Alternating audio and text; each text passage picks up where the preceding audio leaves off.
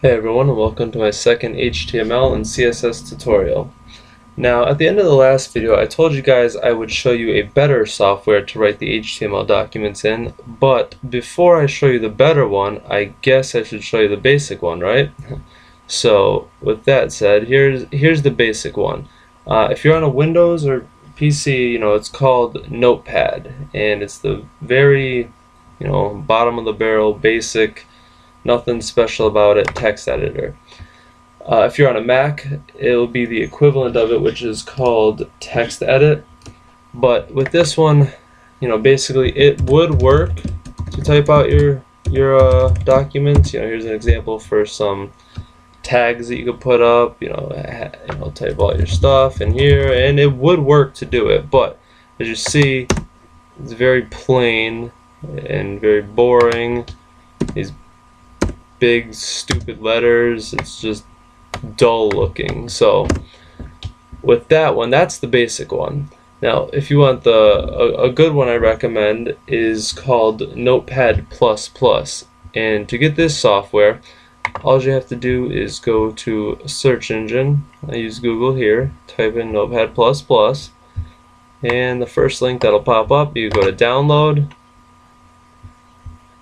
This will come up, this page, go down here.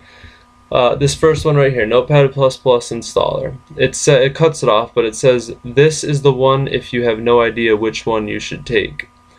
So yeah, probably just click this one.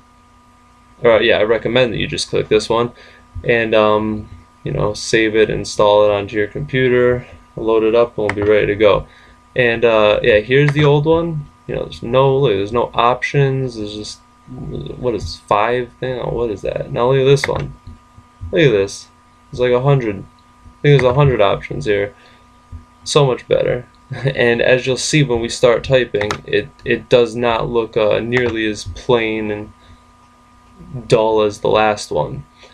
But after you do load your Notepad++ up, it should look like this. If there is nothing here, you can click a new, or go to File, click New. But yeah, once you have the new empty page up, you are ready to start typing. And actually, to get it to show up how I was talking about, you need to save. You could save as or save. When you save any of these, I actually have a few here, but when you save any of these, you are going to the standard option for it is, you type in whatever file name, but this right here, this option, you do have to change. It can't be a txt or text file.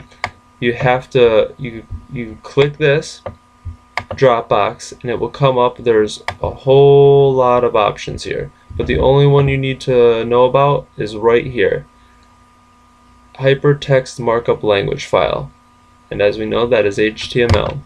So let's click that. We'll go back down here, and this one will just be saved as new2.html.